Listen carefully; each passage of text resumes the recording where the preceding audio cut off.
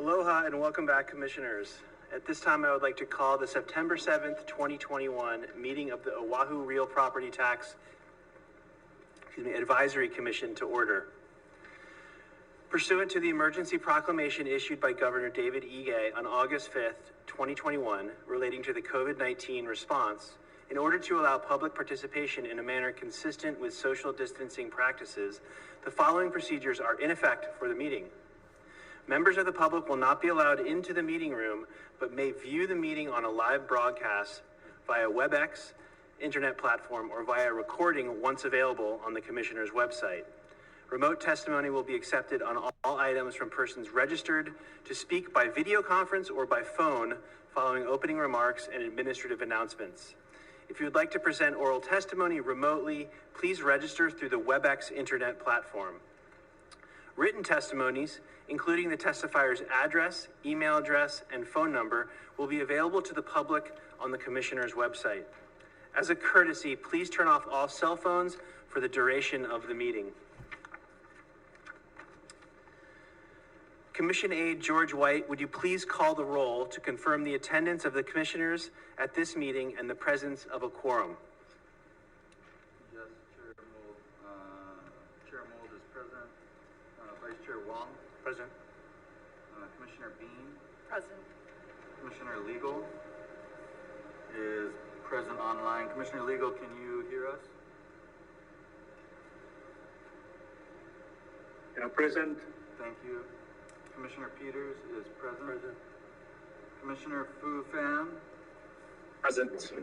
And Commissioner Stormo Gibson? And Chair, all commissioners are present. You have quorum. Mahalo, Mr. White. Given the presence of a quorum, let us continue on with our agenda and the business of the Commission.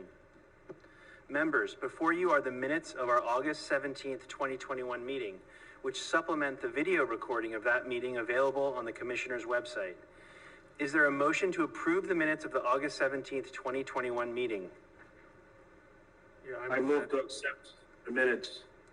Is there a second? I second. Absent objection to this motion, do we have unanimous consent to approve said minutes? Yes. Yes. With unanimous consent, so ordered. Before continuing with the Commission's business, we will now proceed to the remote testifiers. To those coming in remotely, please video conference from a quiet location and mute your television. Also, be sure that your microphones and cameras are in working order. For those joining us by phone, we will identify you by your phone prefix.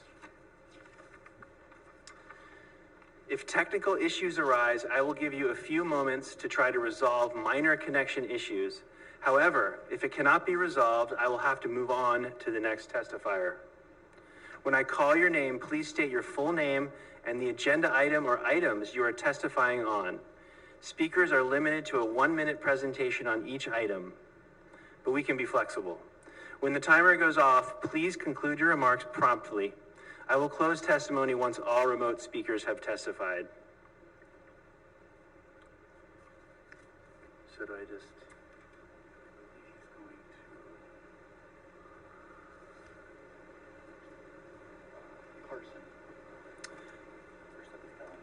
First up is Ellen Carson. Thank you very much. I'm Ellen Godby Carson on behalf of the Church of the Crossroads. We're speaking in regards to the classification and rate issues regarding your tax policies.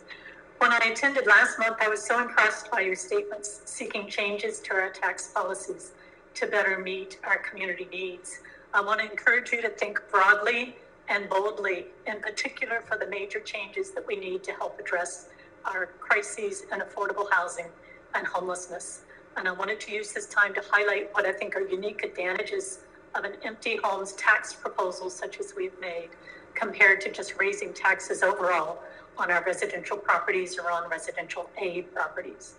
The advantages in particular of an empty homes tax include shifting our housing policy and industry away from luxury properties for well-to-do non-residents and back where they should be toward homes that are affordable for our residents.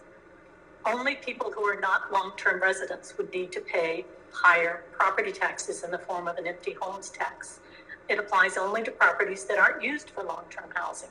And so owner occupants and long-term residents who rent won't experience any higher taxes for their home, so it won't increase their already high cost of living. This tax can create an immediate incentive for conversion of existing housing stock into housing for long-term residents, which is what we really need. And then converting those existing investment properties into housing for our local residents avoids the need for costly construction, needing to go through long delays for development and permitting, and helps avoid taking more land for development. So the tax can increase tax revenues for the government and create a steady fund for us finally to have adequate funds to deal with affordable housing and homelessness. It can also help control and potentially even lower our rapidly increasing housing prices by taking the incentive out of foreign investment and speculation. And finally, it can help control rental prices. As housing supply increases due to this conversion, the landlords would need to offer reasonable rent prices in order to secure renters to avoid the tax. So we invite your consideration of what an empty homes tax could do for Honolulu and the differences it has from other forms of taxes. And we do stand ready to assist the Commission with development of such a policy. Thank you for your attention. Thank you, Ms. Carson. Do any of the commissioners have any questions for the testifier? Yes, Chair Moore, this is Jack Legal. Just a clarification. Thank you so much for coming and sharing with us your ideas on this vacant tax. Thank you. I just want to ask you, how are you going to incentivize developers to build affordable homes without the market properties in the unit? Because that's where they kind of balance they kind of pencil out their expenses, yeah. When you're talking about new development, you're absolutely right. It's difficult to incentivize developers to construct brand new housing at affordable rates. What we're doing instead is taking the existing housing stock. We supposedly have 40,000 units or more on the island already constructed, already permitted, that are not being used for long-term residency. They're being used instead for vacation homes, for second homes, for investment properties. Some of them are blighted. These are properties that can be put back into housing stock without any development, without any construction, and just through incentivizing the current landowner to put their property back into actual housing for our residents instead of investment purposes. And that's done by imposing a significant enough tax, a substantial tax on them to give them the incentive not to be looking for the high profitability of using it for a vacation home, but instead turning it back toward local residents that can be able to benefit from more housing here. Thank you. Can I follow up question, Chair? Of course. Just one more question about, did I hear you right about excluding luxury properties? Did I hear you right? Oh, no, quite the opposite. This tax would apply, we are proposing that this tax apply to all properties except those that are owner occupied, regardless of the value, except for those that are occupied by a long-term renter or other occupant, regardless of the value. And all other properties would be taxed under an empty homes tax, except for a few types of exemptions we can see that would be reasonable for equity purposes. But this tax could be a flat tax in terms of the rate that would apply regardless of the value of the property, for example. Just trying to wrap around this, my head about this. Thank you. Not that I'm not against it. I'm just trying to really understand. Let's say, for example, I bought a property in Kakako for $5 million. Just an example. And I'm only gonna stay there for every 6 months or whatever. I live somewhere else. It's like a second home. So it's gonna be vacant for I don't know how many days, 180 days, for example. Do I need to rent that property, or what do I do with that property if it's vacant for 180 days, for example? Our proposal is that the tax apply to properties that are not occupied by long-term residents for at least 6 months a year. So in that instance, if the property was used by someone for whom it's their primary residents during at least 6 months of the year, the tax would not apply. They would So I not. could just leave it vacant. I'm not gonna rent it out. I just pay the tax, whatever it is, the fees, but it's just gonna be vacant.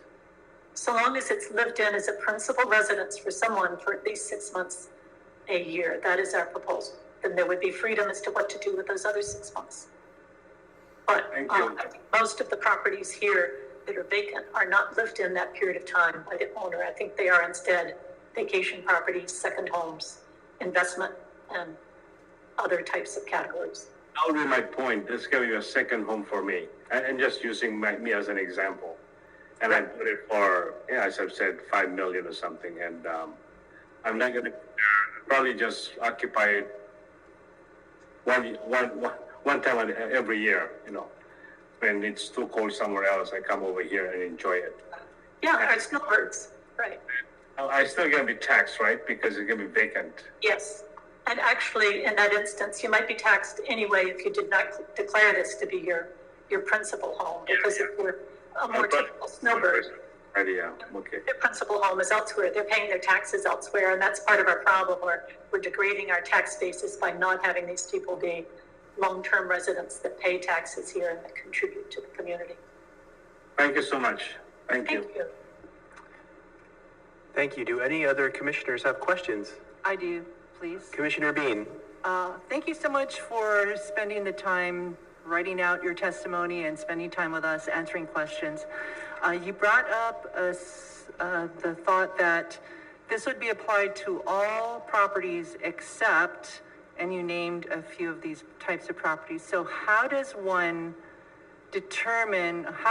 register with the county that this tax is not being applied to them?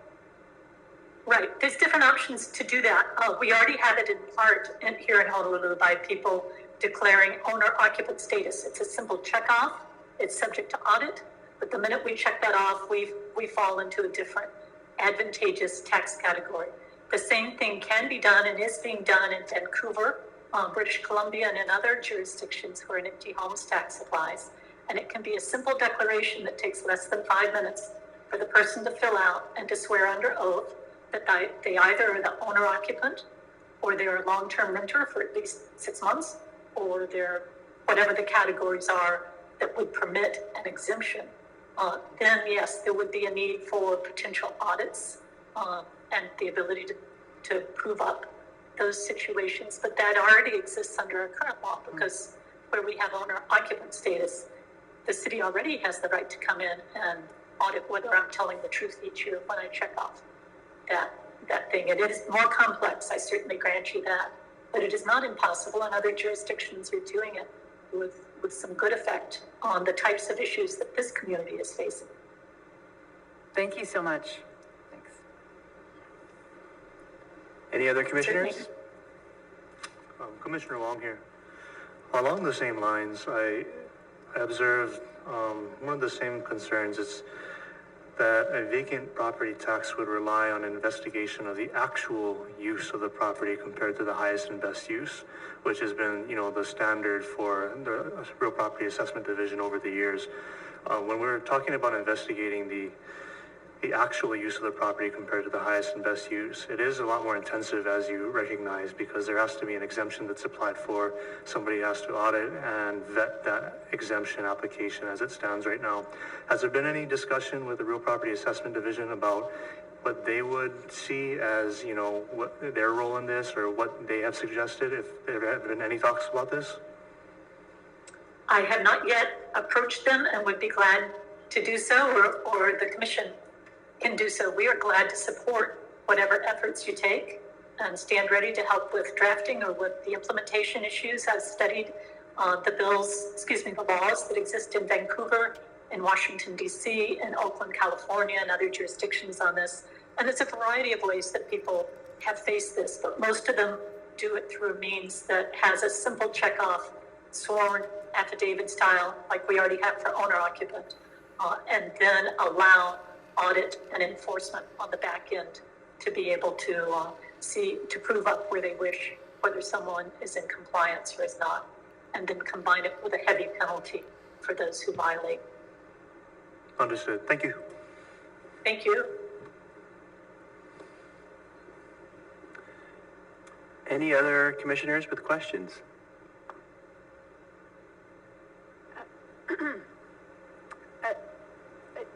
I do have one question in terms of, For the record, Commissioner Stormo Gibson. great.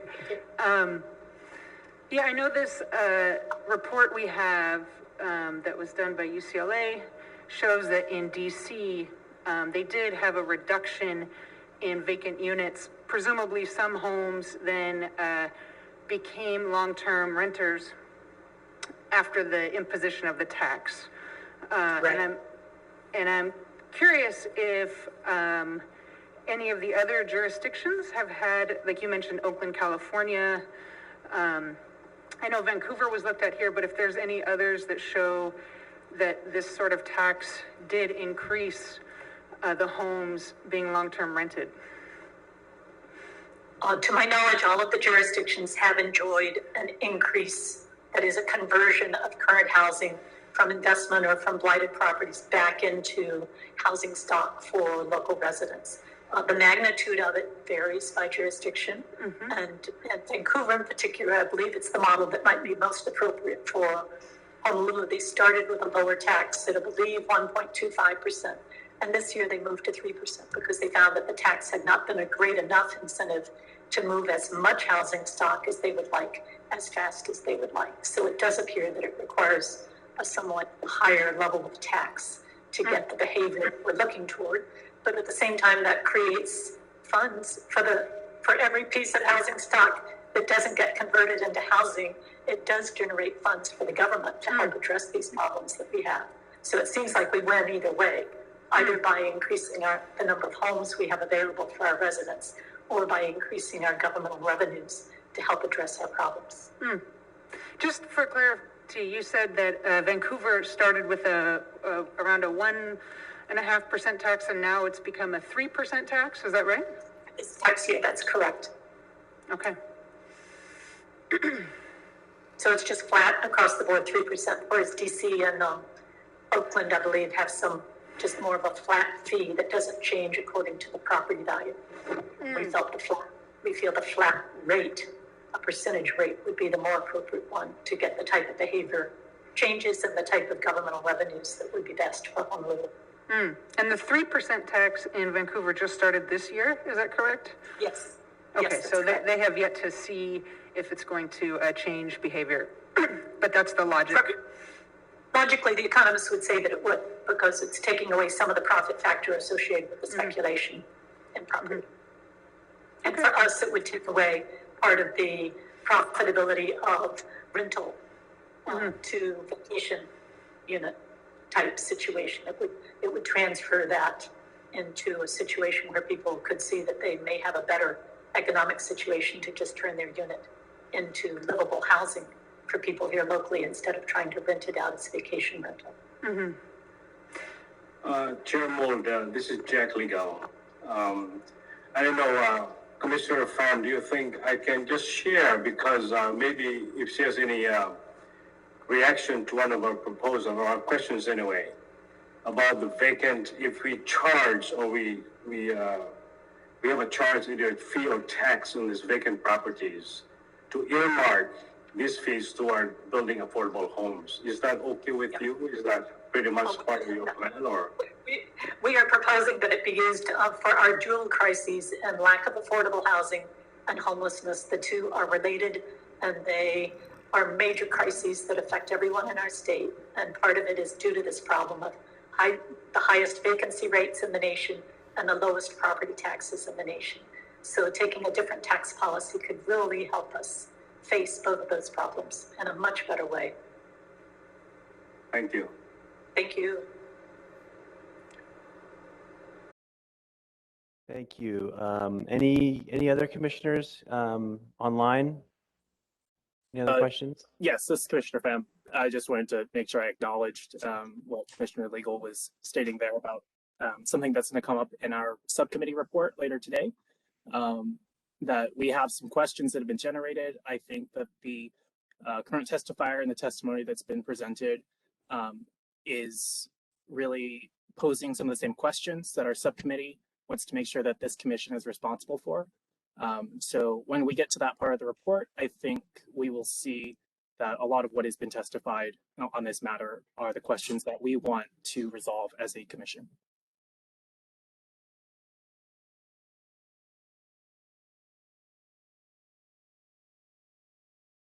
Ms. Carson, thank you so much for your testimony.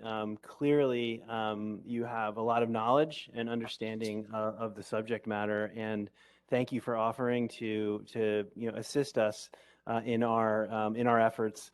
I have a feeling you will be hearing from us with further questions and requests for information. I'm glad to do so. I'm a retired attorney, and I'm glad to use whatever time and talents I have to help out these major problems. So with that, it seems like you have a pretty good grip on the jurisdictions that have attempted, that are doing this. Right. And it sounds like there's been some sort of some analysis of how effective it's been. Have there been like significant analyses and available to sort of show the results that you've been talking about that you could share with us? I can collect some of that information and have it available for you. I'm not sure of any organized collective study of all of them, but certainly jurisdiction by jurisdiction, they're looking at what their results are, and all of them are in the early years of implementing this. So I think like Vancouver, they're seeing what their results are and then learning to tweak the system until they can get the type of result that they want. And just the very fact that they're raising that rate and that there's the political will there to raise the rate, it sounds like Vancouver sees it as a success, but we'll have to verify that kind of information. Other thing is, you mentioned, you said your preference would be for a flat tax. And when you say a flat tax, you mean just 1% pro rata percentage tax, right? Like 3%.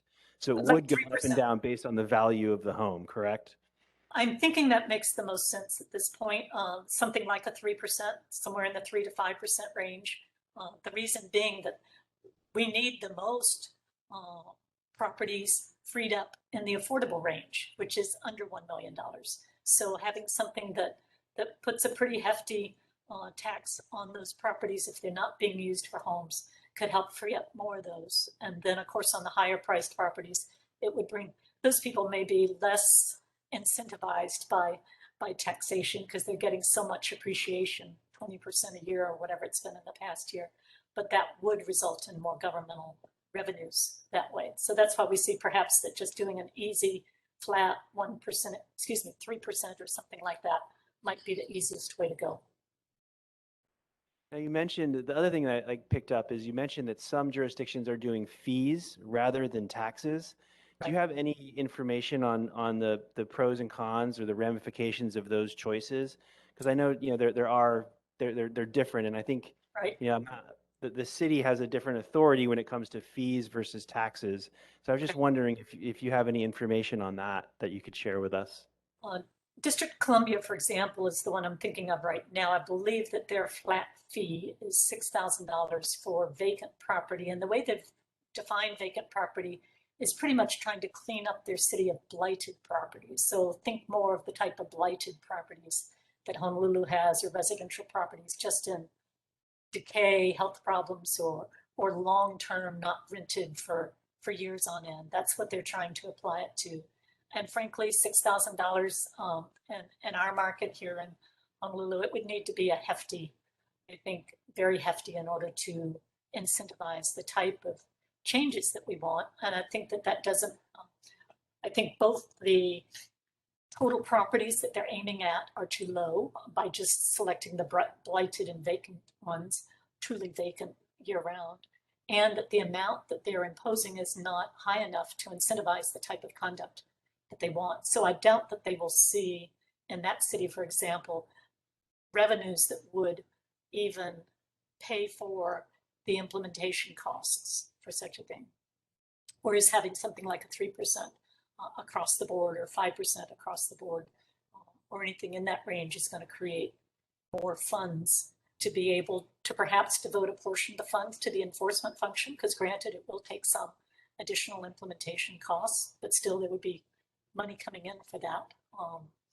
So fees had not been as attractive to me, but I do understand there perhaps could be advantages of a tax versus a fee and how a public reaction is to it. But our thought on, go ahead. You mentioned startup costs. Any indication of what sort of the program startup costs were for the various programs? Technology to be able to implement this. For example, on Vancouver's line, I've gotten onto their website to see what it's like to file for their declaration. Everything does occur in like 2 to 5 minutes. You can do the entire thing every year in that manner. And they needed obviously to have portals and secure information and ways to set it up so that the public could interact very easily so that there would be minimal confusion. And then they need an audit function, as would we, on the back end. And presumably we already have one. I don't understand how robust it is for our owner occupant self-declaration, but we would need it for anyone who's self-designated that they were not an empty home. So that would depend on how many enforcers. My feeling in regards to enforcement is that typically some of the very few positions in government that we fund that make their own money and more are our enforcement functions on the audit side. So within the tax department and within the audit function, typically I would think one should expect more revenues coming in than the person has created for their personnel costs, for example. So the main things I see are those two: the infrastructure in the beginning to help make it work, and then the audit and enforcement function, which is personnel to be able to do the auditing. Thank you so much. Chairman, can I, this is Jack Legal, sorry. Just a Absolutely. clarification, Ms. Carson. You mentioned about decayed and blighted properties. Are you referring to abandoned properties more, or? Yeah, or well, vacant? that could be for a variety of reasons. Some are just completely vacant. We lived immediately below a penthouse right downtown that was a luxury, nice penthouse above us that had never been built out for 50 years. Stubbed in, nothing more ever built there. That would be an example of a vacant property. No one can live there because it has no toilets, no kitchen. And there's actually housing around here like that, even in our luxury buildings, because the owner's simply holding it for some future time to sell. It would include the worst of things. A block away from here, or 2 blocks on Pensacola Street, near where I live, and we have a truly blighted property that's already burned twice and endangered all the neighbors and is still there as a blighted property. That would be the other extreme of example that type of tax could apply to. And DC, Washington, DC does use their flat tax for both of those properties and everything in between. Okay, thank you for the clarification. Thank you. Any other questions? I just had one follow-up on the question that Commissioner Regal asked, which was the concept of tying revenue to affordable housing or housing services. And if while you're doing further research or looking into these jurisdictions, if you wouldn't mind finding out if they tie the revenue towards housing services. I would be glad to give you some examples of what those are, but my understanding about both Vancouver and Oakland is that these taxes were imposed purely as 100% revenues going to helping address their affordable housing and homelessness needs, and that's why the public supports them. Okay, great. Yeah. But I can give you some examples of what they're doing with that. And I guess the other question then, just as a little follow-up while you're asking or digging into that, is if they are bonding on those, because I know that like the city of Portland has been using their increased revenues to bond. So then they have, 20 times that amount to spend right now on housing, right? If that makes sense. Not just using it that year as revenue, but actually pulling out municipal bonds and taking advantage of the very low interest rates that we have right now. Thank you. I will look for that too.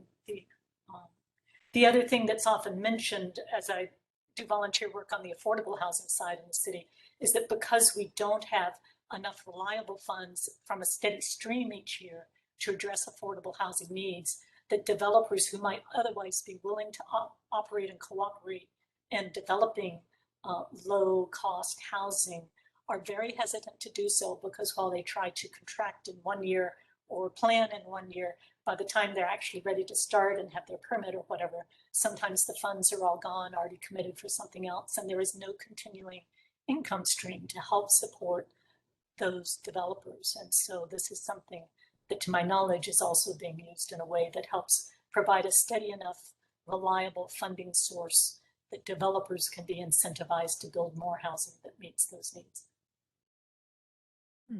Thank you. Commissioner Mold, may I ask a question? Please. You mentioned, how many vacant units did you identify again in the city and county of Honolulu? The Star Advertiser reported in an article a couple of weeks ago that 40,000 units were vacant. I have been unable to find the source for that yet. They cite the UCLA study. UCLA study says we have the highest, some of the very highest vacancy rates in the nation in regards to our housing. And that seems to be a credible report from many different places. It's just very difficult to get hands around how many of our units out there are not occupied either by the owner or by someone that's at least 3 to 6 months rental for their primary residence. Yeah, that's very 40,000 interesting. sounds reasonable to me, but I don't know yet. It's interesting. If you ever do get your hands on that study, that would be great. I'd like to see how they break down in terms of value, the value of each property and how. Right, right. I would, Thank you, Commissioner Bean. I think we could try to look at some census data for that. Because I believe that 40,000 might also include a bunch of short-term rentals. So it is a little tricky to get at vacant that are not Airbnbs or, that category. But I think census data is the best source we have. And there is a periodic housing report that's done by the state of Hawaii that has figures in it that you can use. And I know that the city might have some work papers on calculating that amount, that number. If there are any other questions? Thank you, Ms. Carson, for your testimony. With that, we will move on to the next testifier. Natalie Iwasa, are you available to make your testimony? Yes, hi, can you hear me? We can hear you. Thank you very much. Super. Thank you, Chair Mold and Commissioners. I did submit written testimony. I'm sorry, it was kind of late. I don't know if you've had a chance to read it all, but I wanted to make a few points. First of all, it wasn't real clear from your agenda exactly what you would be talking about, so I just picked some topics that I thought would fit in. And I found this discussion you've been having on the vacant homes interesting, and I just, I guess I would ask that you be careful with this, and while it merits discussion, I think some more research needs to be done. And the reason I say that is because, well, the 2010 data book for Hawaii indicates that only about 3% of the housing units were vacant because they were used for seasonal and recreational use. So I think it's really critical for you to get updated data so that we, any policy that's put into place with respect to this makes sense to do it, because if the numbers are really low, then, it might be a lot of work for not very much in return. With respect to the proposed rates of 3% to 5%, that's really exceptionally high for Honolulu. That's more than double what our current rates are. And I caution you on using such high rates, because what happens is all of the exemptions are due right around September, either 1st or September 30th.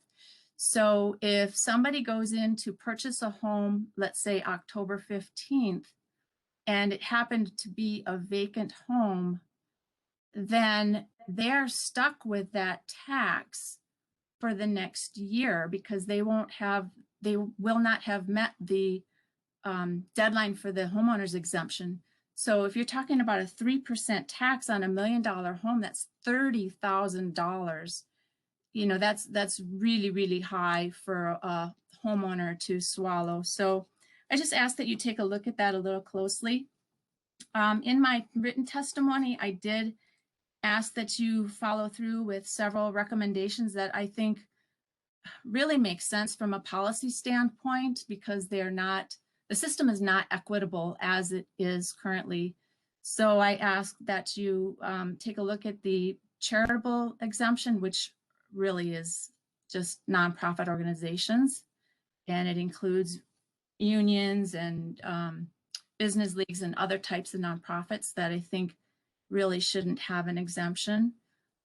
It also includes credit unions, which I don't know if you've gone back and looked at some of the prior reports, you may have seen some of my testimony, but credit unions compete directly with banks. And in fact, they support low-income people about as much as the credit unions do. And credit unions, they were initially set up to support low-income residents. And then the third one I wanted you to take a look at is the for-profit for childcare. That we just shouldn't be doing that. That's just really bad policy, in my opinion. I also wanted you to check with the administration on a couple of things, because I think that there's some information that they can provide to you that will help you make some good decisions. And that is with respect to that charitable purposes, section 810.10 for the 501(c) organizations. If you could have them break out those organizations that are not 501(c)(3, so that we can tell exactly how much it's costing us to support the labor unions and the business leagues and other organizations like that. And then on the residential A properties, there were a lot of exemptions. I think it was $1 billion if I read the chart correctly. And frankly, I can't understand why they even have any exemptions. Maybe I'm missing something, but I ask that you get the details on that, because it doesn't seem right to me. So those are my comments for today. I hope to be able to follow your other meetings as you go along in this process, because I know how challenging it can be. So thank you for allowing me to go past a minute in my testimony. Chair Mold, this is Jack Legal. I don't have a question as such. I haven't really read your written testimony. I'd just like to know if you represent an organization or you represent yourself as a testifier. I represent myself. Okay, thank you. Thanks, Natalie. Mm-hmm. Thanks for coming. Thank you, Ms. Iwasa. Any other questions from commissioners? Hi, this is Commissioner Pham. I reviewed the testimony from our current testifier, and just speaking as a member of the subcommittee on credits and exemptions, these are things that we will take seriously. We have not met as a subcommittee yet, but similar to what we will see reviewed later today for the subcommittee on rates and classifications, we'll generate an exhaustive list of questions that we want to make sure that the commission looks at, and we will look at this testimony as a starting point to formulate some of those questions. So thank you for your testimony. Thank you. Well, thank you very much. We really appreciate your testimony, and we'll hopefully be in touch, and we'll be able to benefit from your experience. It sounds like you have some really good experience. So thank you very much. Seeing no other questions, I'll move on to our next testifier, John Kawamoto. Mahalo and aloha. My name is John Kawamoto. I'd like to speak on the empty homes tax. Hawaii is in a national and international housing market. Lots of rich non-residents are buying luxury homes for investment purposes. And the housing market in Hawaii is geared toward that market because the housing industry and make the most profits on these luxury homes.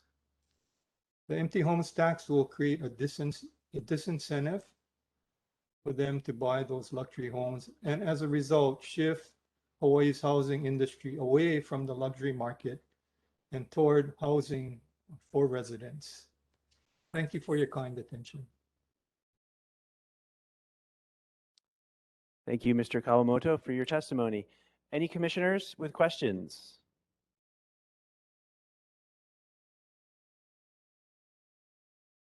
Hearing none, we'll move on to our next testifier.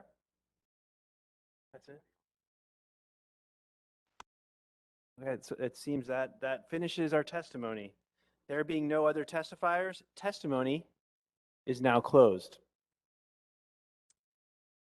I believe this is time. It may be prudent to bring fellow Commissioner Stormo Gibson up to speed on the status of our subcommittees. At our last meeting, we unanimously agreed to the creation of the following subcommittees: Valuation with Vice Chair Wong and Commissioner Bean, Policy with Commissioner Peters, Classifications and Rates with Commissioners Legal, Peters, and Pham, Credits and Exemptions with Vice Chair Wong and Commissioner Pham. Is there any particular subcommittee that interests you and that you wish to be part of, Commissioner Stormo Gibson? Yes, definitely the policy committee. And then there were only 2 people on the valuations committee, is that right? Correct. Okay, yeah, that's fine. And I'm happy to join that one.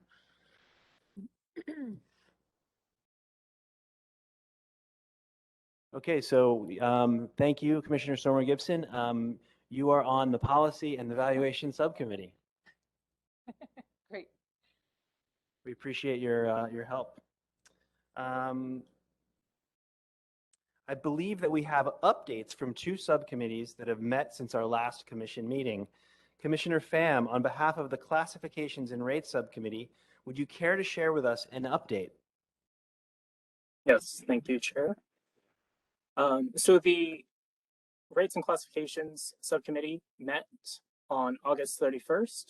We have submitted a written write-up, not required of commission, just something that we felt was good to get in front of your eyes. So that was circulated to the commissioners prior to this meeting. It outlines very clearly the topics that were discussed, as well as the questions that we believe from the perspective of rates and classifications should be considered by this commission and should be included in our final report that we are required to issue before December 1st of this year. So there are 5 topics that were discussed. They are as follows: the residential A tiering structure, the residential A qualifications, the nomenclature of residential versus residential A classifications, vacant residential properties, and land value taxation. On the topic of residential A tiering structure, we have 5 questions that we would like the commission to answer in its final report. Those questions are as follows. The first is, should a 3rd tier be added to the residential A classification as proposed in the current draft of Bill 20 from 2021? The second question is, should 3rd, 4th, and 5th tiers be added to the residential A classification as proposed in the original draft of Bill 20 from 2021? Third question, should the residential A tier 1 tax rate be applied up to the net taxable value of $1 million, $1.3 million, or some other value?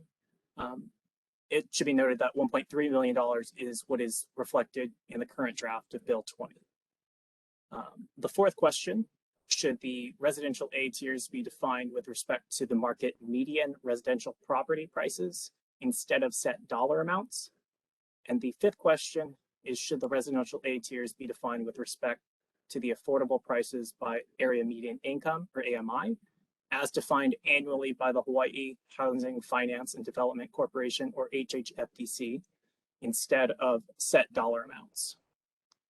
Regarding the matter of residential A tiering structure, we look closely at two bills, Bills 20 and 31 from 2021. And we, as a subcommittee, have a recommendation to amend which provisions are included in Bill 20 versus Bill 31. And that is to make Bill 20 solely about the topic of the tiering structure for residential A, and Bill 31 being completely about the residential A qualifications. So moving on to that second topic of the residential A qualifications, we recommend two questions be answered by this commission in its final report. The first is, should the country P1 and P2 zones be added to the qualification criteria for the residential A classification as proposed in the current draft of Bill 31 from 2021? And the second question, should the threshold of 2 single-family dwelling units be changed to 3 units as proposed in the current draft of Bill 20, which is a provision that we would like to see move to Bill 31, just again, so that Bill 20 would be about the tier structure for residential A, and Bill 31 would be evaluated by the qualifications that put a property into that classification. Please bear with me. I'm now on the third topic of the 5. The third topic is the nomenclature of residential and residential A classifications. It was apparent from our first commission meeting, as well as some of the knowledge of public comments and news articles and responses to news articles, that the public has confusion regarding the terms residential and residential A for classifications.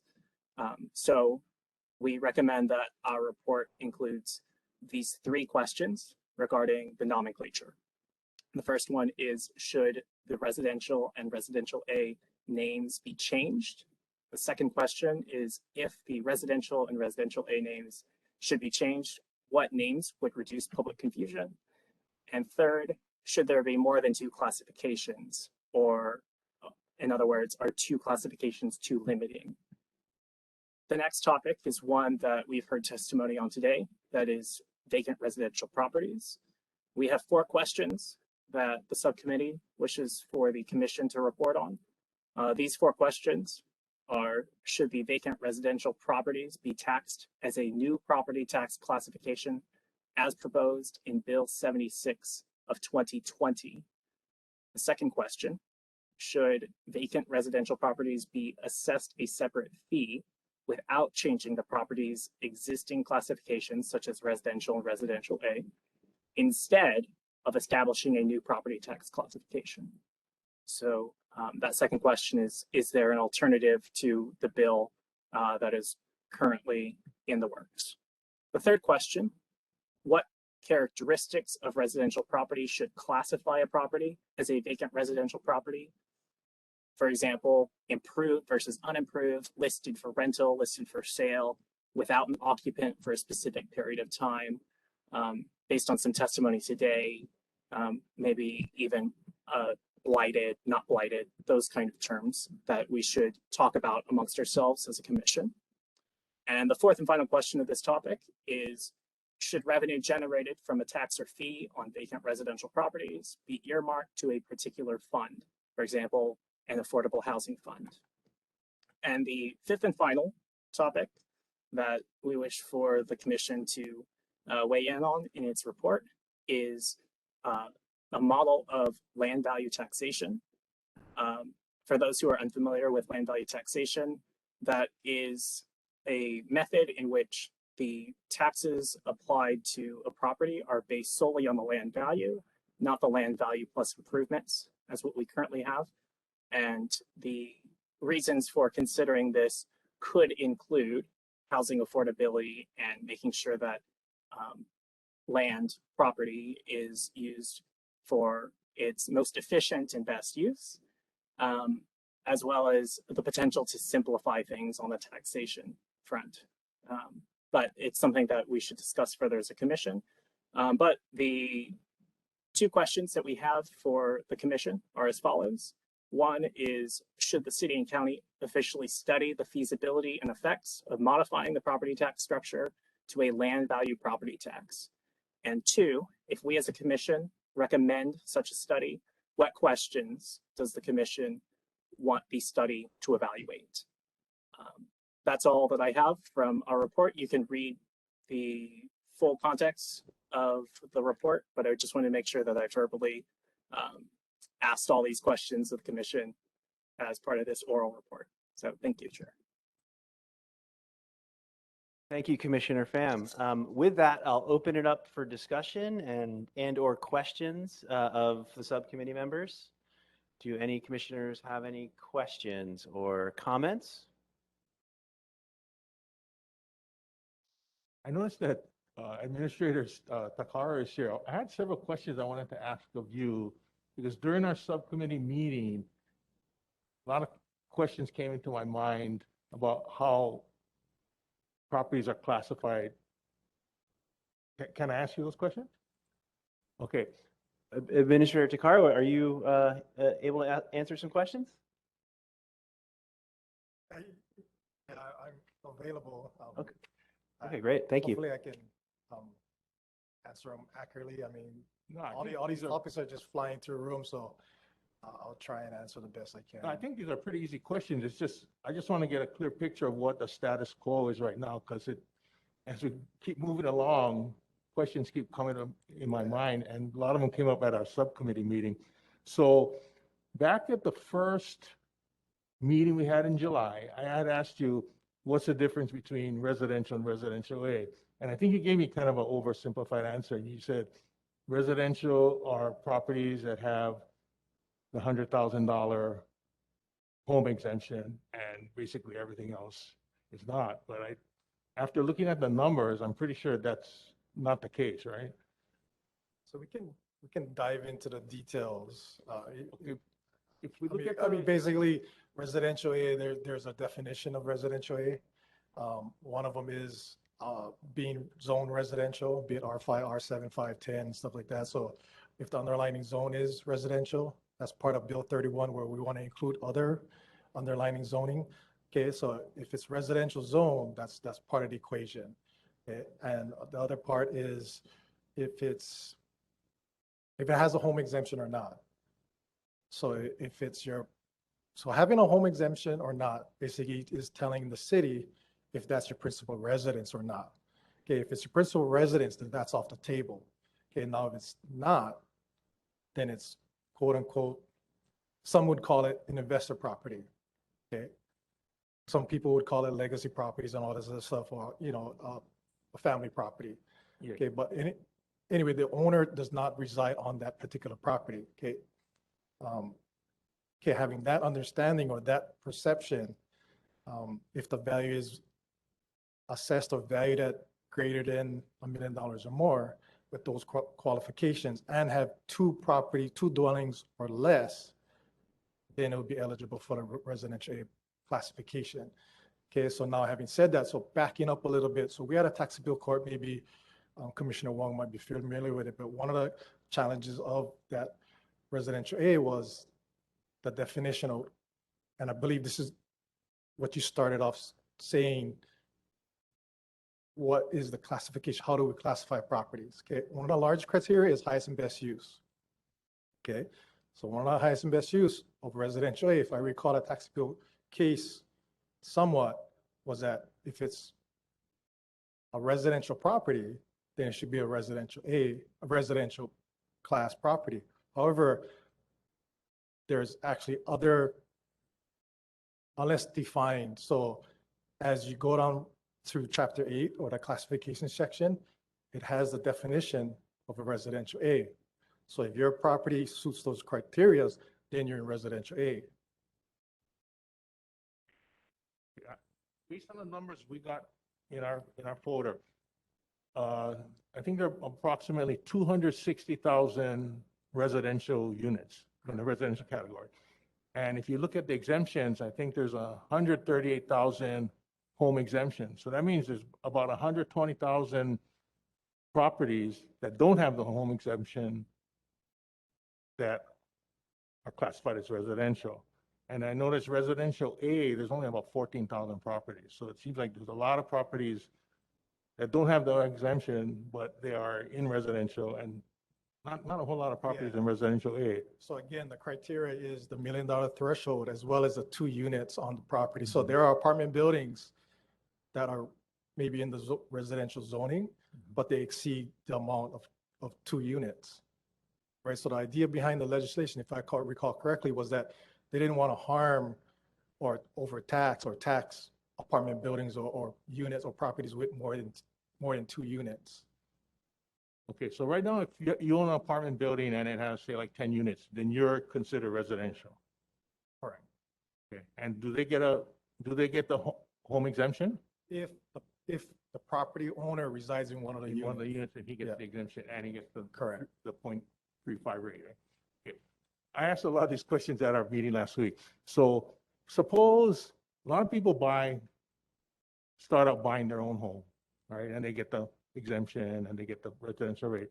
And a lot of people in Hawaii, I have a lot of friends that do this. They go out and they start buying other properties as investment property and they rent it out. It's a good way to build wealth and whatever, right? Everybody knows that. So if I own a second property or a third property or a fourth property, those also, and I'm renting them out, those also get taxed as residential, not residential A.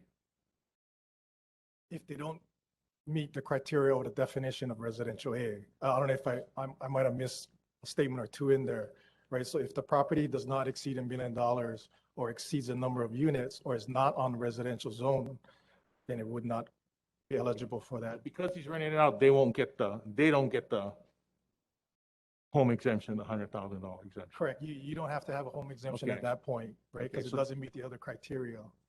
Okay, so that would explain a lot of those 120,000 classified as residential. then. Possibly. Okay, I think I'm, Yes.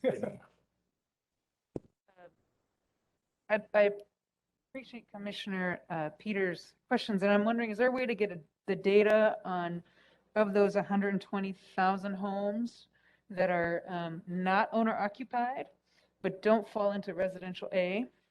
I guess it'd be 120 minus 14,000, so about 100,000. How many of those is it because it's under the $1 million threshold? And how many of those is it because maybe it has 2 or 3,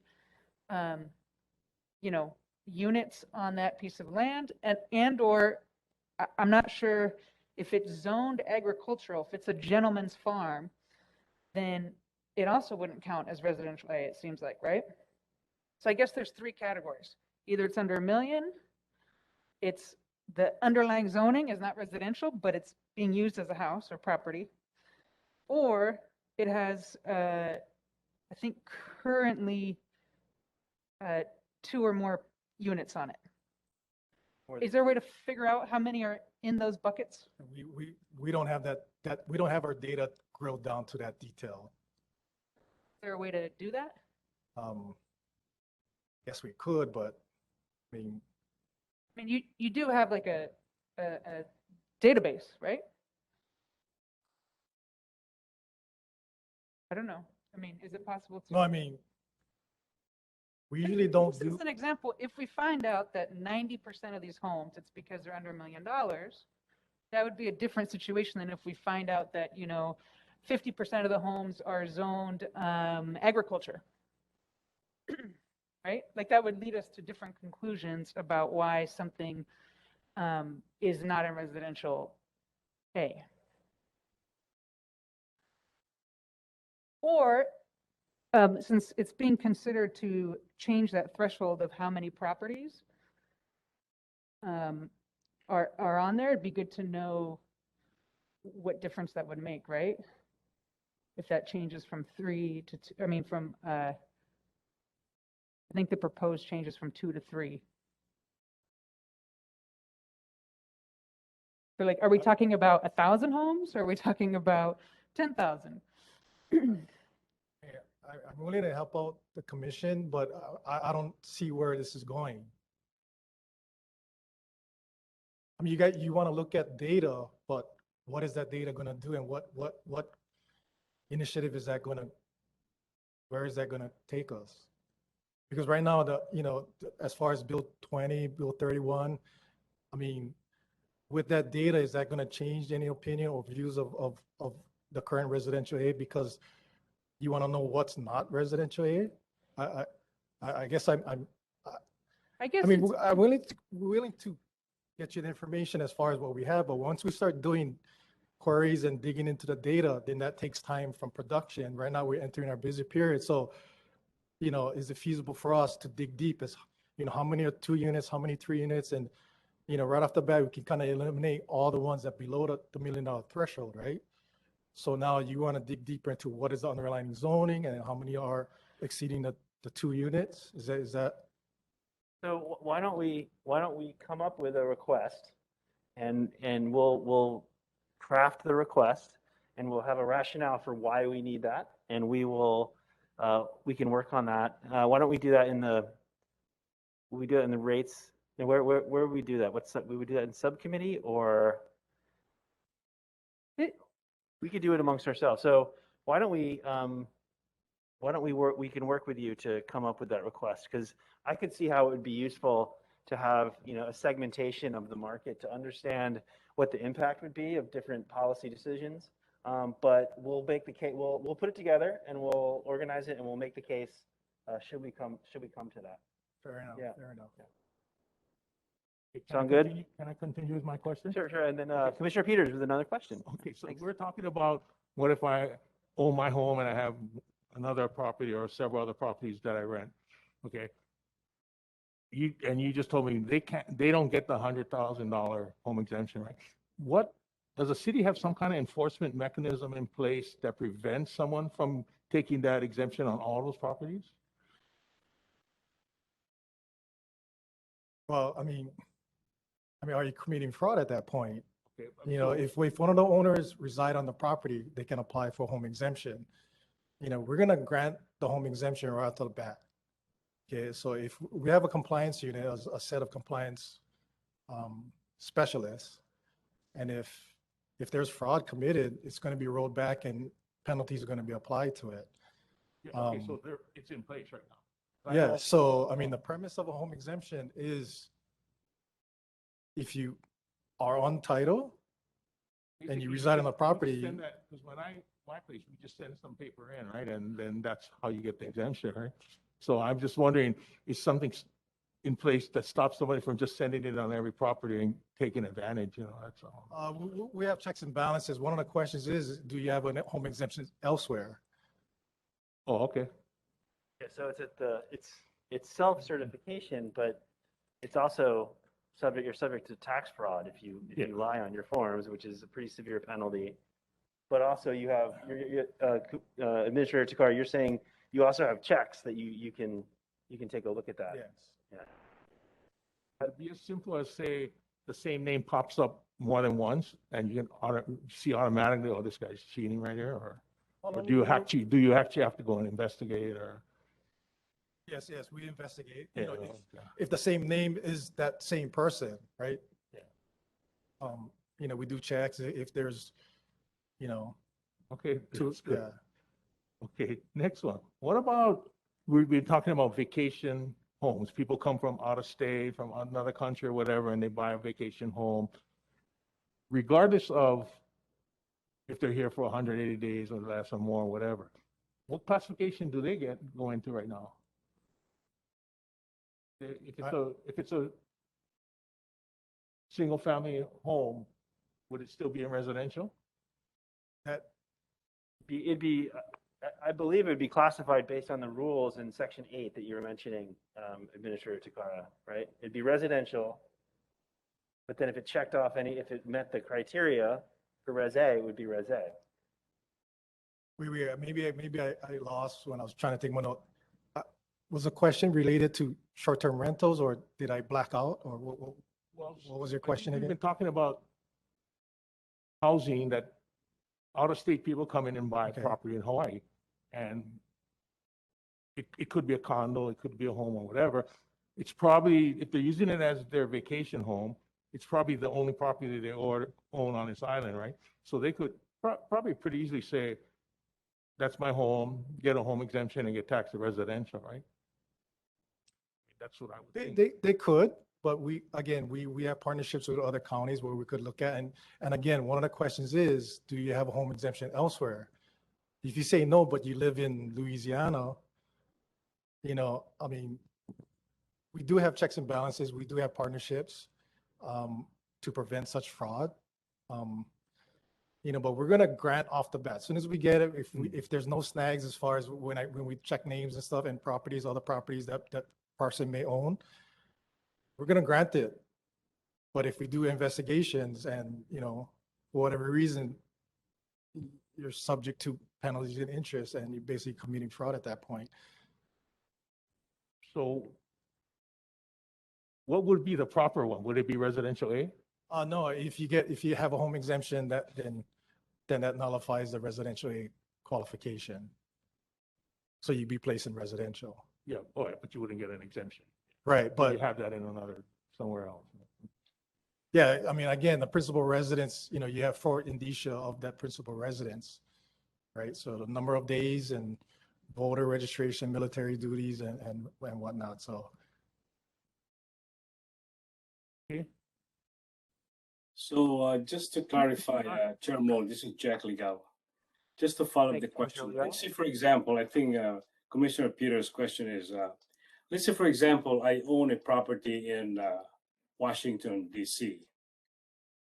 Okay, I have my principal resident in D.C. and I bought a property in Waikiki. Can I claim that as a second home and it's going to be under? Although I won't be able to say or to ask for a home exemption, right, on that property. But it's a second home for me. Can it be under residential or residential A? Let's say it's over $1 million, 1.2.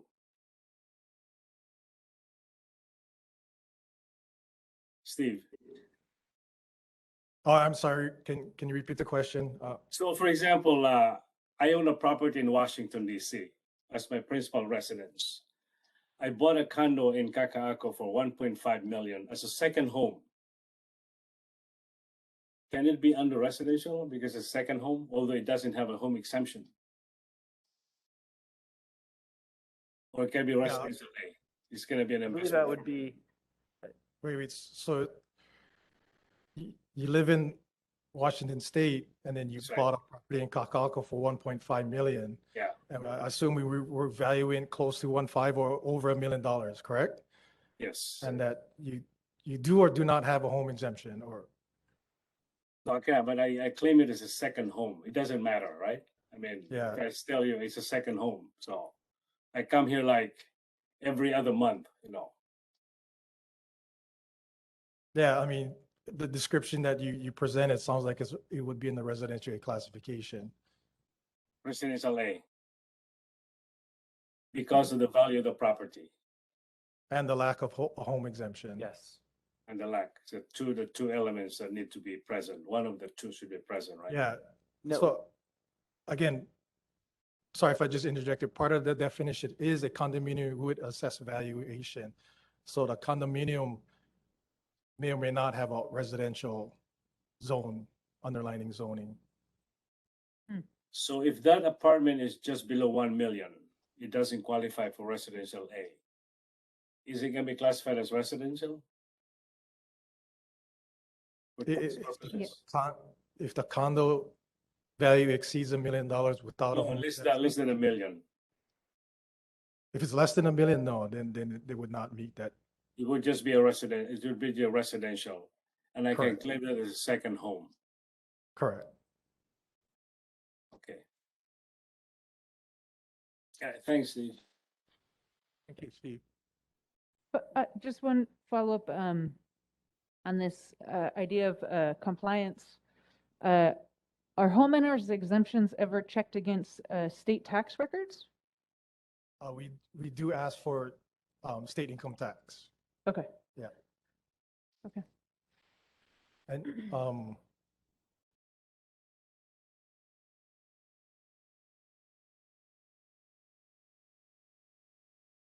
Is that, thank you, Administrator Takara. Were you gonna mention something? Or would you like? I to comment? was, and sorry, because the thing is, I was taking notes all this time, and I guess some of the topics that was brought up earlier was, I think some alluded to the city's perspective or administration's perspective, and I was going to provide them, but I guess I'll wait. Should I be caught up on a specific question or a topic as commissioner? So you have, city's perspective on a number of the issues that we've just discussed? Yeah, maybe I shouldn't have said that, but yeah, I do. Should we, I think we have room for discussion at the end. Can we change the order around if we need to? If you're, I mean, to save time for you, if you want to bring up those issues now, we can have that agenda item right now, the discussion item, and you can give us your perspective if you'd like, or you can come back later, or however you'd like. You're welcome to come back anytime. If you guys got time, and I think it merits maybe a comments, because it was discussed previously in other bills and initiatives and measures that we addressed previously. So, as far as the empty tax, I think Ms. Iwasa brought up some things. She was a previous commissioner once or twice before, and she brought up some points. But I think the hot topic today, or the relevant topic today, is the empty tax or the vacant tax. Bill 69 from previous, and then Bill 76 with 20, and I think with the testifier. And I don't know if you guys saw the news report where Chair Waters was on KHON, as well as I believe Ms. Carson, and she brought up some excellent points. But I do want to bring light to the commission of what was experienced and discussed in previous budget committee as well as council committees, and maybe you in your former life was a participant as well. But I can try and be as brief as possible. And well, let me so Vice Chair Wong, you were next on our agenda was a subcommittee report. Do you have anything to report on the subcommittee on valuation that you would like to bring to our attention? It's really a short summary, but I think that, since we're in this deep already on the rates and classifications, it might be well to just stay on topic and go through this. I don't know if anybody else agrees with that, but I feel like we're already pretty knee deep in this issue. Okay. I think Chair Mould. Yes. I think the one thing in the report that Commissioner Pham kind of left out is basically the subcommittee suggests the commission ask the Department of Budget and Fiscal Services the following questions. And there are 3 questions that we are asking. First is, how many vacant residential properties existing on Oahu? The second is, does the department, I think Steve alluded to this, that they're so busy and maybe they don't have enough resources. So the question is, does the department have resources to enforce a vacant residential property tax or fee? If not, what resources would the department need? And the third question was, what is the department opinions on the methods for enforcing a tax or fee on vacant residential properties? Those are some of the questions that we came up with, with the Department of Budget and Services, Fiscal Services. So And I don't know if you, this are Commissioner Legal. referring to this question, so. Yeah, so why don't we allow Administrator Takara to take us through the city's perspective? Again, this is just to bring light of a different angle that was brought up before, and sorry, I wasn't prepared to do this, so a lot of this is my top of my head and recollection. So real quick, just commenting on the testifier, Ms. Carson. I believe Commissioner Stormo Gibson, did I say that correctly or close enough? Sorry if pardon if I again, and that was a question here, which Commissioner Legal brought up about the number of vacant units, and I think we all wondering what that number is equal to the illegal STR or illegal short-term rentals. Just to kind of reiterate the 40,000, and I believe Mr. Peters, Commissioner Peters brought up the number of properties, right? So if we're saying 200,000 units, and if you take away the 150,000 home exemption properties, that leaves about 100 or 120 or so right, of non-principal resident occupied, right? So the 40,000 would represent probably close to 36% of that. I mean, which to me seems high, but to be honest, I don't know. We don't know this number. I think maybe Chair Moses, in your previous lives, we had this conversation before, but we don't know. Okay, but I'm just trying to put in references of percentages involved. The big question with Bill 76 and the previous bill was definitions. You know, one of the biggest definitions is what is the definition of unoccupied, right? So credit to Ms. Carson, she brought up an idea. The definition would be, or more, she aptly posed it as what is occupied. It's occupied if it's long-term renter, right? So if you certified and whatnot, right?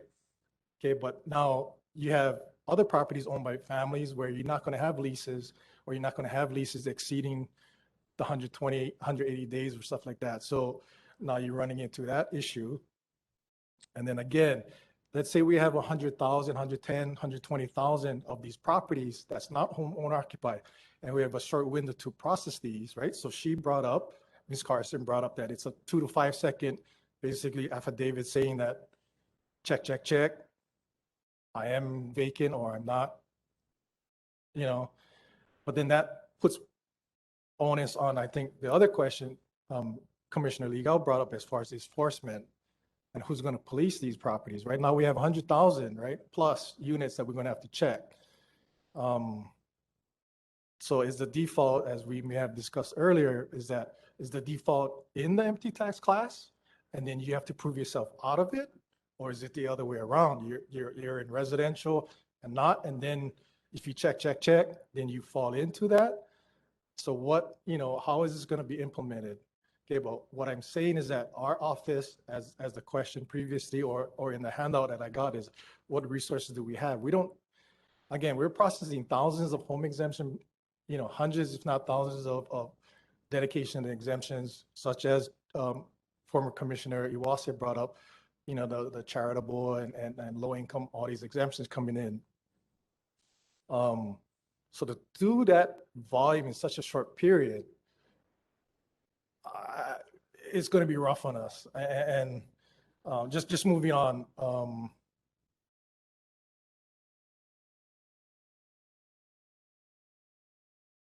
I'm curious, because you mentioned that right now you process about 140,000 homeowners exemptions a year, right? No, I'm sorry. That's how much existing. So homeowners exemption is a one-time deal. Oh, it doesn't, you don't have to review it every year? Yeah, but we have new claims in the thousands, right? When people buy properties, they file their home exemption. So it increases each year. But then also, you know, there's a portion that, you know, sell it or they downsize or they move away or whatever. But right now we have about probably 145, 150,000 home exemptions claims in effect. And are they only monitored the first year that they are entered, or is there ongoing monitoring? Ongoing monitor, compliance unit, they monitor it as far as we could send, we'll send out investigation letters, you know, proof of meeting one of the criteria or the indicia, you know, the 270 days or military orders or voter registration, utility bills and so forth. So how much staff and resources does it take to ongoing monitor that 140,000? I mean, right, you break it down. Yeah. I mean, I'm just like, is it 10, is it 20, is yeah, it 30? How many? we only have 3 compliance specialists. Okay, so 3 specialists monitor 140,000 homeowners exemptions. I guess you could say that, but again, to complicate things, we also have other tax relief programs. Right. Right. We have low income, we have ag dedications, we have, you know, residence use dedications. So historic resident. And those 3 people are doing all of those different things? Yeah, I do want to hire more compliance specialists. So that was another follow-up with I made a note, and sorry if I'm scattering, but former Commissioner Iwase brought up, she was, I guess, taken aback or wondering why so many residential A properties have an exemption. Yeah. And a lot of them are historic dedicated properties. What does that mean? So if you register your property as a historic property for preservation with DLNR or the state of Hawaii, that may qualify you as a historic property for preservation in the county of Honolulu. I see. So a Okay. lot of those properties may not have a home exemption, but they do have other exemptions. And one of the biggest ones is a historic residential property. So if you could have what you would think would be adequate staffing for all the current work, instead of 3 specialists, what would it be? Like 6? Sorry, that's a good question, and maybe I'm not prepared for it because I didn't do the numbers. Because we do have multiple other programs. We do want to be proactive versus reactive as far as when people complain or whatever, and it's self-policing. But sorry, I do want more, but how much more, how many more? Sorry, I do not have an answer. Because I'm just, as a ballpark, if we're monitoring 140,000 units with, let's just say, ideally 6 people doing that, then in theory, 6 people could potentially monitor the,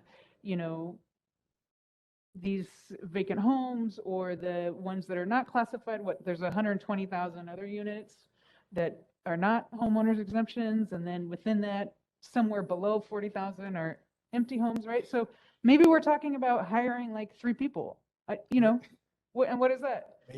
Yeah. Maybe it's a budget of 400,000 a year, 500,000. How about technology? I mean, could technology assist the department in the division in implementing policies such as Sure. this? Yeah. Always open to ideas and to streamline the process. But just to continue along the lines, so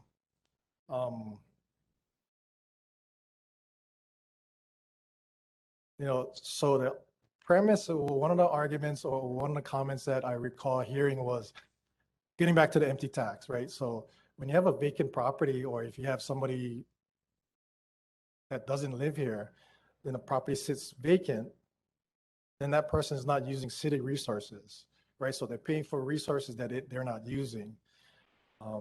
That's one comment we've heard. Then if the aim is to basically deter people to leaving it vacant, then the ultimate outcome is to not have any properties in this classification, right? So you're going to have all this enforcement, all this policing, all this monitoring with the aim to not have any, or to have a very low population in this classification. I'm just throwing and making these comments out. Sorry.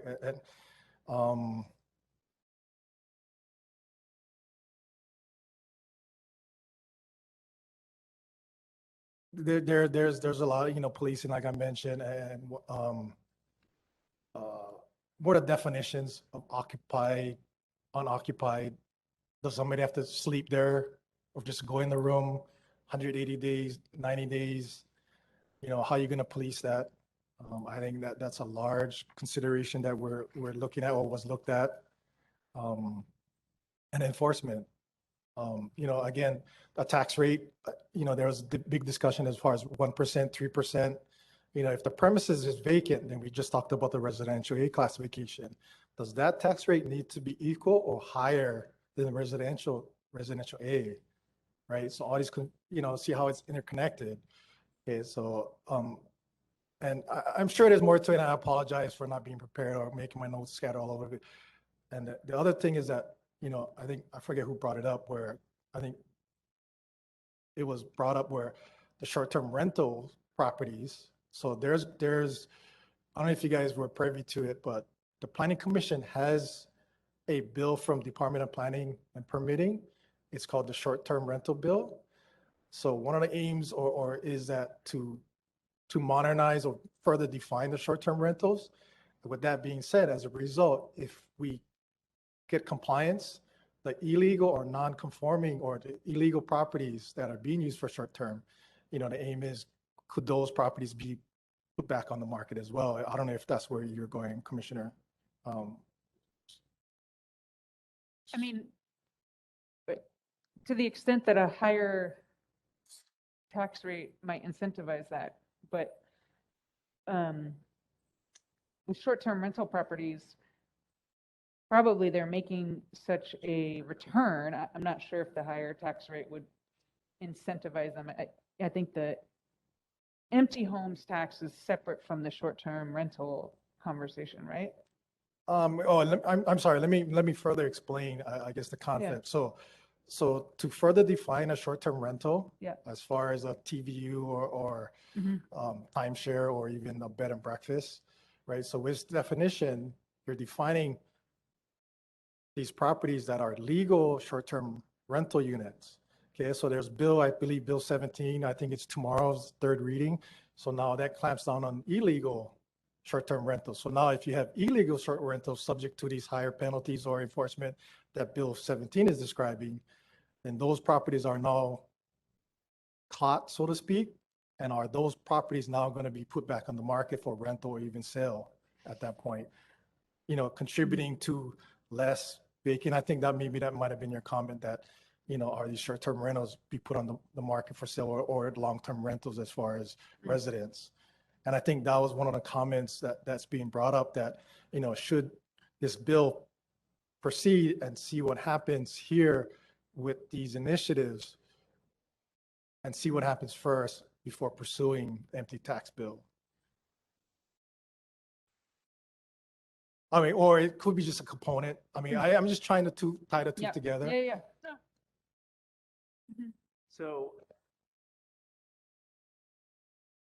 if you had a guess, how many illegal short-term rentals would be resi? How many would be vacant? What would be your guess? I mean, I kind of alluded to that. I don't even know the number of the vacant empty ones. And then I kind of touched upon, I don't even know the legal and illegal ones, right? I think that's a big question because it's also tied into the TAT, right? So now that the responsibility of the county revenue associated with TAT is now, right, legal, non-illegal, short-term or STRs, right? So excellent question. And sorry if I was being abrupt with the question as far as the details. And I dig it, understand I'm a numbers guy and so as far as for, what is what, and then we can make the decision. And again, yeah, if you can formulate the request, formulate, and, we'll help out, but just,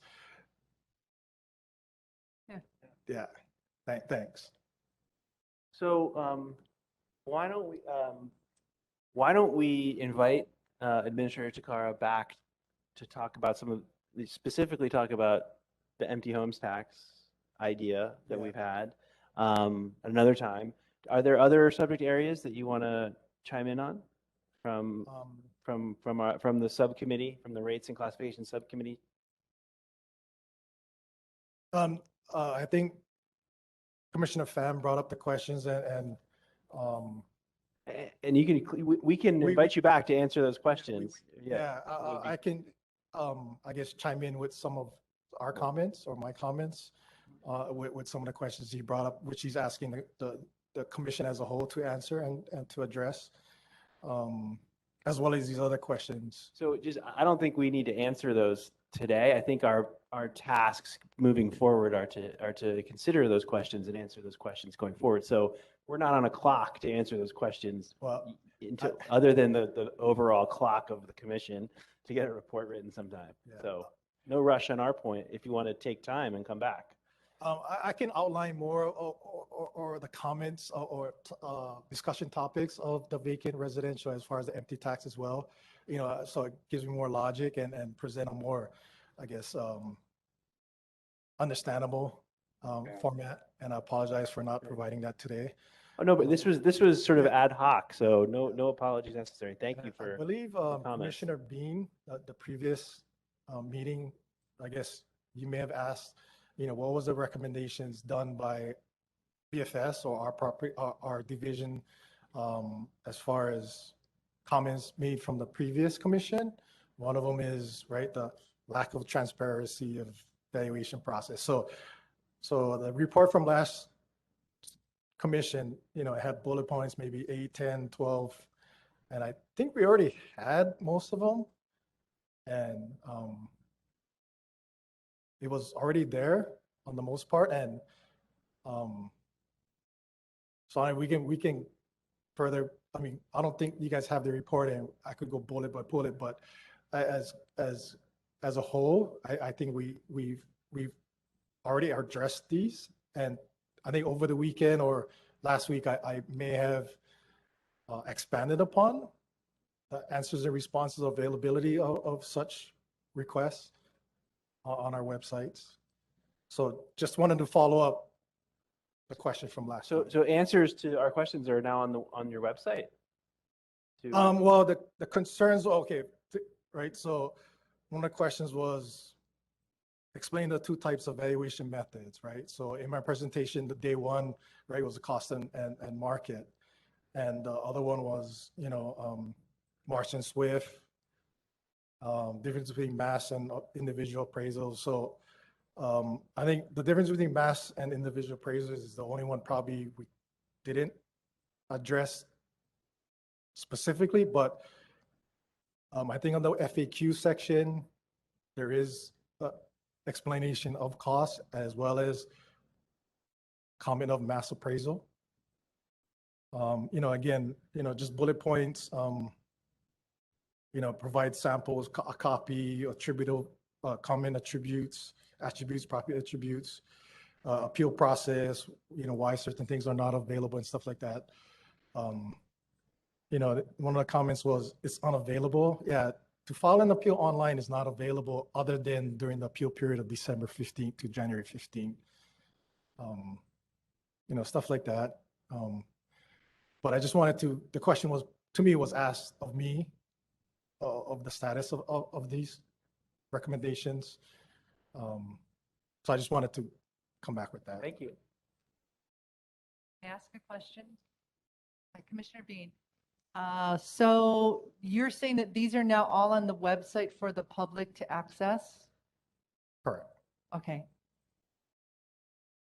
And the thing is that it could be different places, and it could be, one could say it as not user-friendly, meaning that it's hard to categorize or place it in an appropriate location.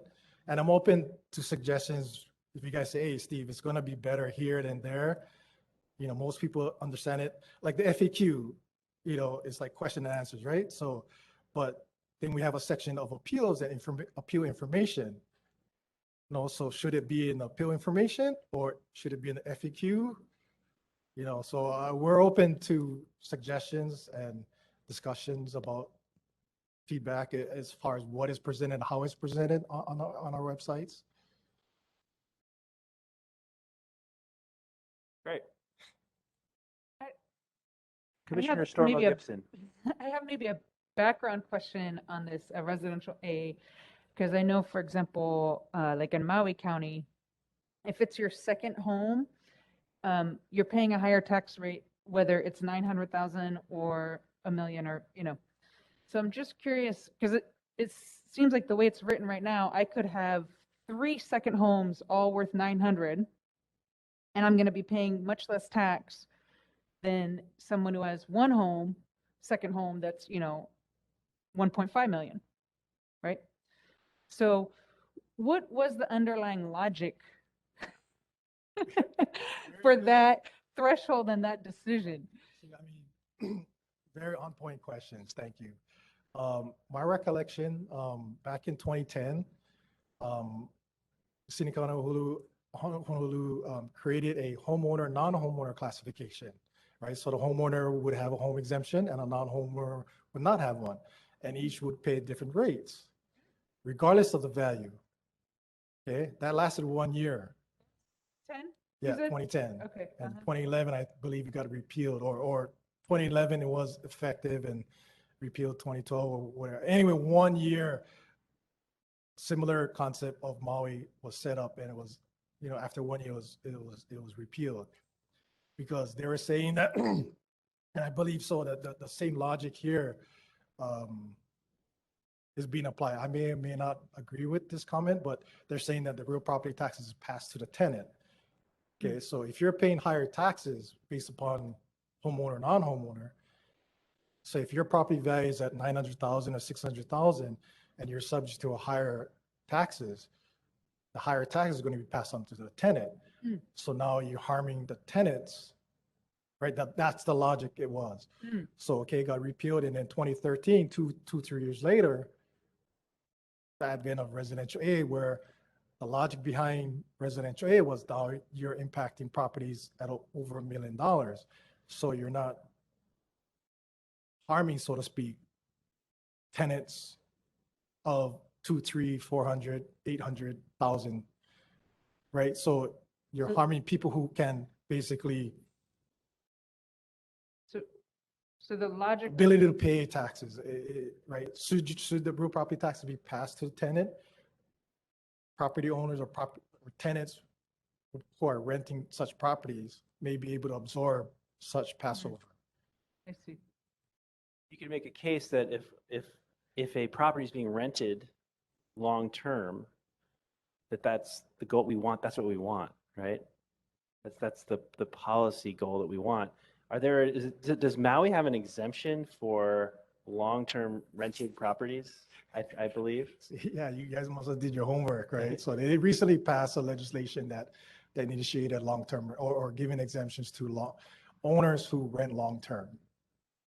And I believe, and then that's one of the other points that I forgot and I brought up was that I think Ms. Carson brought up, right, that the long-term be recognized as occupancy. So if you don't long-term, then you're subject to the empty tax. One could interpret that, right? So, I lost my train of thought as far as okay, and I don't know if it was Commissioner Peters brought it up or somebody else brought it where you're trying to rent a property, right? So if I have a $2 million condo and I want to rent it out, I don't know what $2 million condos or in Kaka'ako, say for $3 million, $5 million, as maybe Commissioner Legal brought up. If I'm going to rent it out, I'm not going to rent it out for $1,000 a month just to get out of right? So if I cannot find that tenant that's going to commit long-term, then I'm going to be subject to the empty tax. Is that fair to that property owner? I'm saying I'm trying to find the tenant. I'm trying to pay my bills. But if I cannot locate and find and sign that person in for a long-term rental agreement, am I going to be penalized and subject to a 1 or 3% real property tax? Is that right? So again, I'm not advocating one way. I'm just bringing up certain things that was brought up during the previous discussions. Thank you. Thank you. What's the definition of long-term rental? I'm not familiar with it. I just seen it. I want to say 180 days as well. Say 180 days is closely associated with the TAT tax, right? So if you rent less than 180 days, you're subject to TAT. So that's a magic number right now, right? So 6 months, if you rent more than 6 months or have a term. But I think Maui's one was a year. Again, I asked the administration on that side is how are you going to police that? So even this program, right? If you're saying you have a 180 or a long-term lease, we're going to have to police all these leases. I'd like to add a little bit of clarification as to the Maui ordinance that went into effect, just because I think that it's been discussed over here. And based on my understanding and my workings with it so far, what the Maui ordinance does, it establishes a default classification for certain properties as short-term rentals, unless they can prove that they're being rented out as or used as a long-term occupancy type of property. And that includes being leased out or being occupied by the owners for at least 6 months of the year. If they are not being used, or if you can't produce documentation or proof that it is being rented out for at least 6 months of the year, then it defaults to that short-term rental rate. So regardless of whether or not the property is actually used as a short-term rental, if it falls into these other classifications, then it's automatically taxed at that higher rate. One of the issues, and I think Administrator Takara alluded to this, was the enforcement. And when you talk about the actual use of the property, it involves people going and, it involves the department and the government officials investigating whether or not, the property is being used correctly. And this is a difficult situation right now, not just for, tax officials, but we also see it with DPP and, investigating the use of different properties. It's different, although it may seem similar, it's from my perspective, it's different right now from the exemption applications that we file, because right now the exemptions are something you file, you certify them, it is something that you sign off on, and it's not like a default option where where the tax officials have to come and look at it and just kind of monitor it over the years to make sure, oh, is somebody really staying in this property for 6 months? Is somebody really occupying it for what they say they are? I think just from a pragmatic perspective, it's going to take more resources.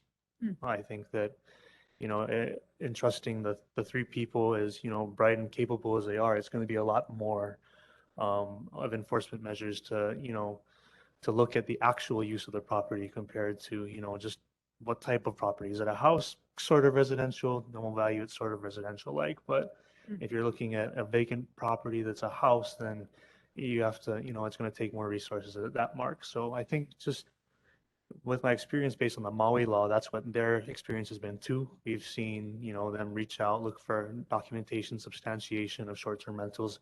And I think everybody's waiting to see with pressed eyes right now to see how they enforce it.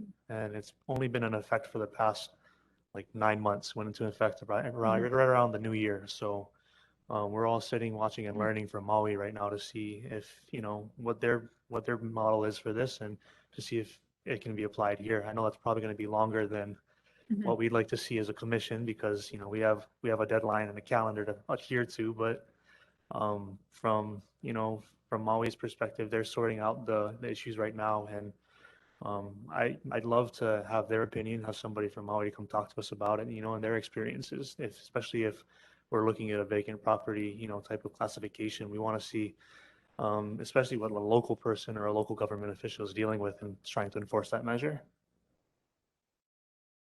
Thank you.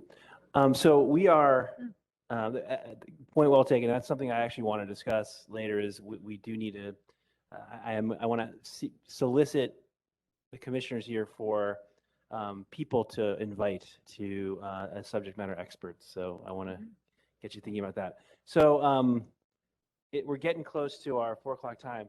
Administrator Takara, would you be willing to come back and provide us with more perspective at our next commission meeting? Yeah, what would maybe help if the agenda items may be a little bit more detailed, and yeah, I know that the testifier I guess brought up, because I don't see empty tax on the agenda, but in preparation, I guess I can try and anticipate where what you guys discuss, and I can maybe prepare, I guess, for the upcoming. But I'm always, willing to meet as far as even the subcommittees as well. Okay, thank you. May I ask I'm a here to. specific question for the next time? So I was wondering, I just took a real quick look at the website to try to see if I could find some of the answers to the bullet points on the recommendations of the 2019 report. And I consider myself just Josephine Public, okay? If we're looking to make this process transparent to the general public, I had some difficulty finding most, if not all, of the information on here.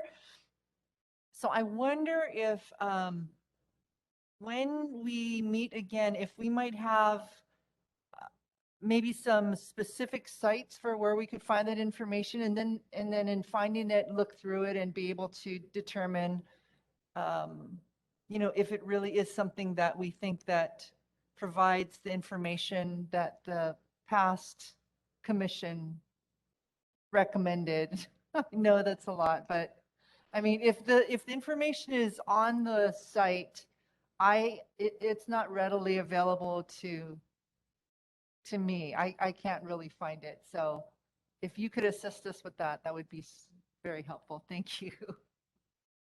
Sure. Thank you. So we'll put on the agenda a discussion of empty homes tax with Administrator Takara, and then also a discussion or demonstration of the questions. I mean, if you would, maybe we can do that offline. Maybe set up a meeting. I think if we could just go into a summary of the subcommittee meeting on valuation. Yeah. I think that might be a little bit more insightful and kind of give some clarity to everybody, especially online too. Oh, okay, about this specific matter. Okay, I think so. I think because the points that Commissioner Bean was touching on were directly drawn Great. from the valuation section. Let's move on to the subcommittee report on valuation. Great, appreciate that. Thank you. Thank you very much. Fine, I can hang out because I probably may have some comments on. Okay, yeah, please do. Yeah, absolutely. Sure, I'll try to keep this short. But just in brief summary, the valuation subcommittee met last week, Thursday, on September 1st. Attending were Commissioner Bean, myself, as well as Staff Attorney White. With us, we all discussed what the role of the valuation committee would be, subcommittee would be, and what the importance of valuation is going forward.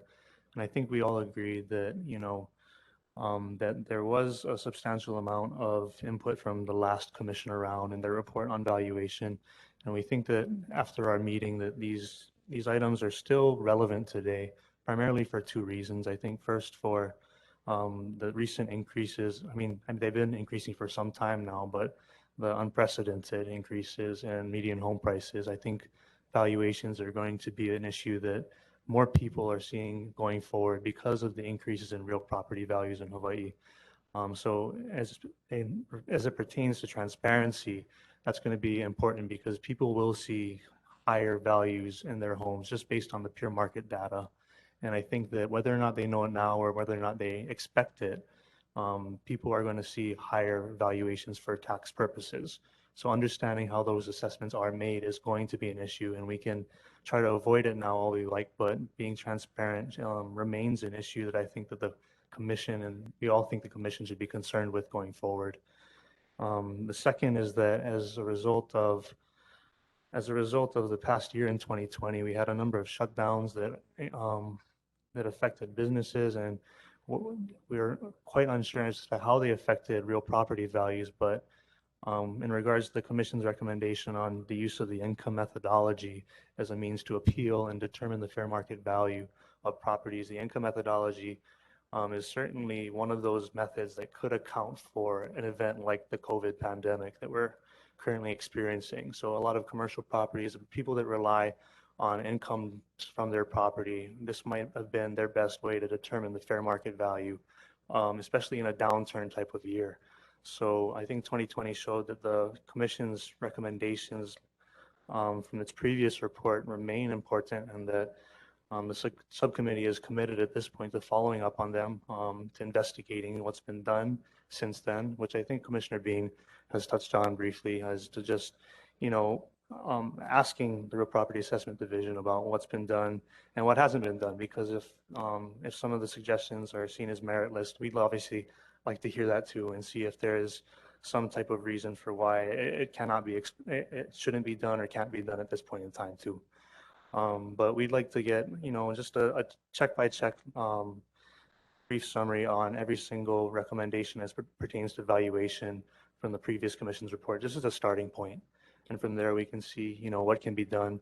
Another recommendation that we discussed going forward were to talk with an assessor at the Real Property Assessment Division to see what type of problems that they're encountering right now, to see, what type of issues and what are their challenges, and as well as to bring in an assessor from maybe the private side or who represents a taxpayer in an appeal or board of review type of case, because I think having those people and their information for the valuation section would be invaluable at this point, because I think while they're both advocating for different sides of the same coin, we're all trying to find a valuation and the better way to transparently value property in Hawaii. And I think that's something that, bring people to the table at a subcommittee meeting would be, immensely helpful to our subcommittee and especially to the commission going forward. Commissioner Bean, did you have any other things that I left out? Okay. I think with that said and done, I think Commissioner Bean's request just for, um, you know, just for responses, maybe short responses on where these things are found now. And if, if that's where they are now, we just, would like to know that. And if something's been done to act upon the suggestions of the previous year's commissions, then we would definitely appreciate that because it would let us know, what has been done, what hasn't been done, and where we should start. We don't want to just spin our gears, trying to retread the same things if we're not going to get anywhere. May I make a suggestion? Could we, similar to how we asked Commissioner Storma Gibson to formulate her request for data, could you guys formulate a specific request and share that with us and share that with Steve Ficara so we can, document that and make sure we're getting all the questions, asked and answered to the best of, their ability. Certainly. Staff Attorney White was present at the meeting. He took down the minutes for what we discussed. They're not ready just yet, but once we No. have them, I think that, we'll be in a good place to submit an official or formal request for responses to our inquiries. Great. Fair enough, yeah, sounds good.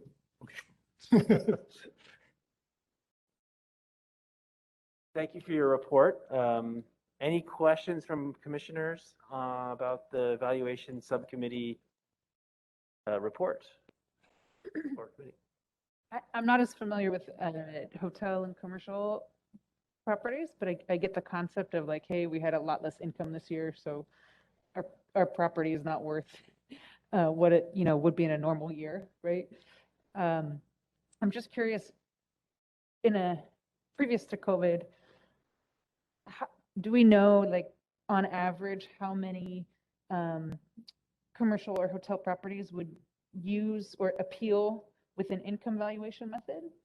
I couldn't tell you. I mean, from the get-go, the Real Property Assessment Division uses the market and cost methodologies, not the income methodologies right now, because those are what are written in the ordinances. That's what's applied at this point. If an income methodology approach is ever used, it's brought by the taxpayer, and I don't know of any entity that keeps track of the data of who brings an income methodology. A lot of times if somebody brings an appraisal, the appraisal is comprised of not only the income methodology, but also cost and market approaches too. So it's sort of a composite report. So it's tough to say, if somebody's relying entirely on an income type of report or appraisal, because a lot of times they'll bring in different types of valuations from different perspectives and as many, ways they can as to support their case.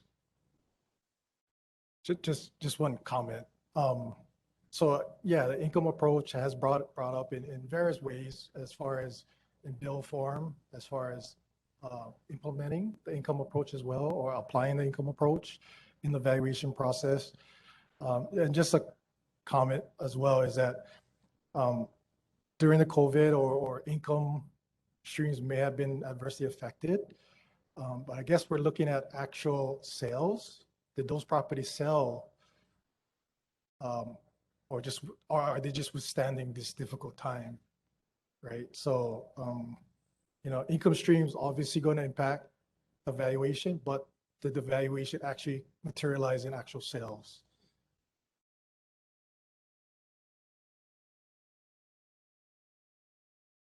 Thank you. Thank you for your point, Administrator Takara. Okay. If there are no further questions, is there any further discussion that we'd like to have about the subject matter areas going forward for general discussion? I think we've been having that. I think we've melded that type of discussion into this discussion. So Commissioner Aide White is in the midst of drafting a document related to the recommendations made by prior real property tax advisory commissions in 2019 and 2017, and any action or efforts made related to or resulting from those recommendations. Once that document has been reviewed and approved for formal transmission by the Office of Counsel Services, it will be distributed to you as a formal communication. I imagine some of our questions will be addressed in this. As such, I am deferring this discussion item to our next meeting. Okay, moving on. Members, are there any announcements? I have more a question, Chair Mold, for Administrator Takara. If he mentioned about the agenda, not very specific, did he get a copy of our report for the our report evaluation? I mean the rates and We just provided that to him today, so he's been okay. reviewing it on the fly. So I think it'll be Right. good for him to take it back and have more time to review it before we ask more questions on it. Great, thank you. I have a statement about that. This is Commissioner Pham. Oh, hi, Commissioner Pham. Sorry, gosh, yeah, sorry if I didn't notice that. Please speak.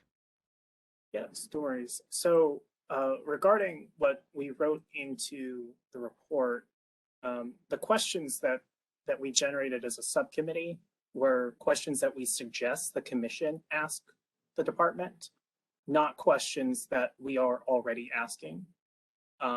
So it's a lot of questions, and I want to make sure that we are respectful of the administrator's time and resources.